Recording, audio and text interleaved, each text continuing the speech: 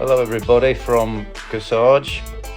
I came here today from Frolac, which is known for its 3 rivers that converge there, and it's been an interesting day in as much that we had, as you probably remember, a bad day last, a couple of days ago when we were caught in a big snowstorm on the mountain.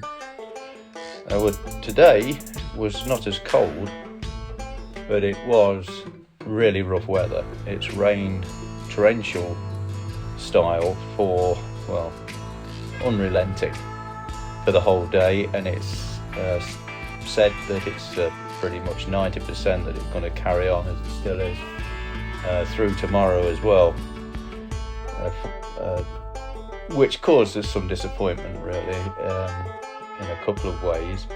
One is that we left the massive sun trail, and having walked across those mountains, which were beautiful when the weather permitted us to get good views, as we often did, but the last 2 days it's not been too brilliant for scenery watching, and yesterday was blowing very hard, but this time with the rain and the mist, I was hoping for a good long wood back over the area that we travelled, and we could see the square root of nothing actually, apart from the continuing rain. We're now in the Cevennes, but our walk trek today should have been 18 kilometres. We finished up doing 26. Yeah, 26k. Mainly because we were told by our guide that we're supposed to, that's a guidebook, not a person, to stay on the GR70, and that is what we're supposed to be walking. And that is exactly what we did, but after getting into a forestry track, we became concerned that this didn't seem right. We couldn't see that there'd be a village park somewhere in the middle of the wood.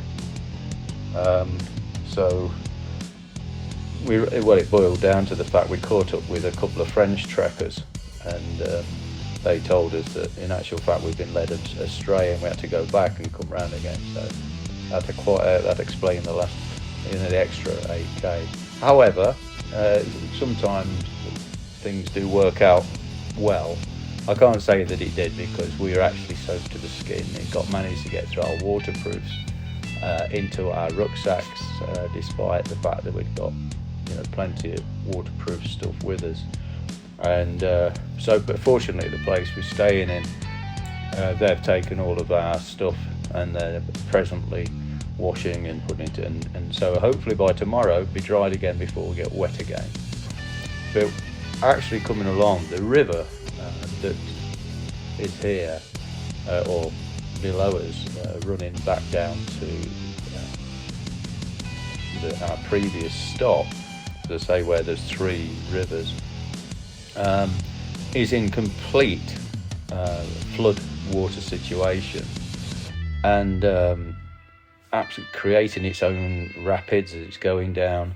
Trees that are usually on the bank are now several yards inside the river, and it's just roaring down the gorge. Absolutely fantastic weight of water going there, and the locals are saying, well, it's good because we needed the water, but we understand this has probably been one of the wettest few days they've had in many a long time. And then the waterfalls, actually countless waterfalls coming down from the tops, making the way down, with the streams as they come down. Some of the streams are joining together and running down to their parent river, or what will become their parent river. Others are just huge waterfalls themselves who have picked up the water and coming down.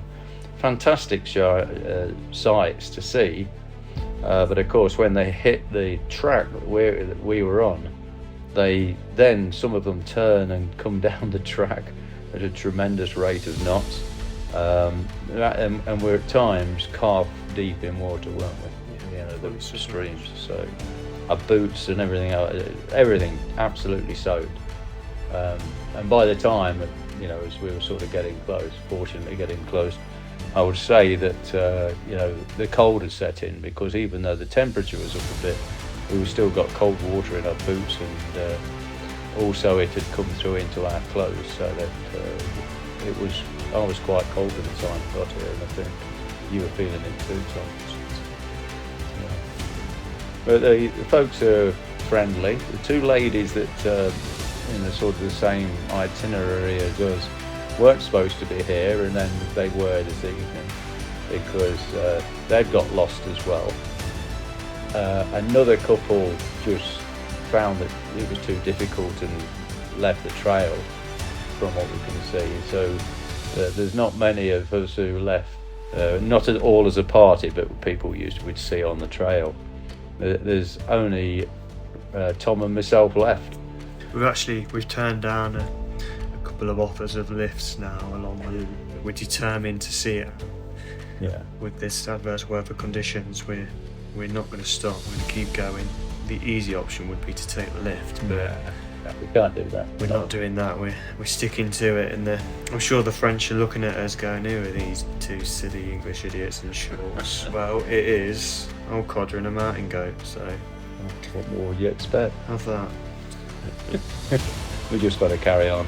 I imagine that within a couple of 100 yards of when we leave our accommodation tomorrow, it will be soaked again. So we'll see how it goes, and wish us luck for tomorrow. And if we've not been run away by the water, we'll be back. So anyway, so it's good night from me, and it's good night from him. Meals on Wheels takes great pride in advocating for the elderly across our communities. We provide daily meals to hundreds of homebound, disabled, and infirm seniors throughout the Cayman Islands all year. With your help, Meals on Wheels can create a permanent home, allowing us the opportunity to meet one of the greatest needs in the community, as well as provide a social space for our seniors to escape loneliness and isolation.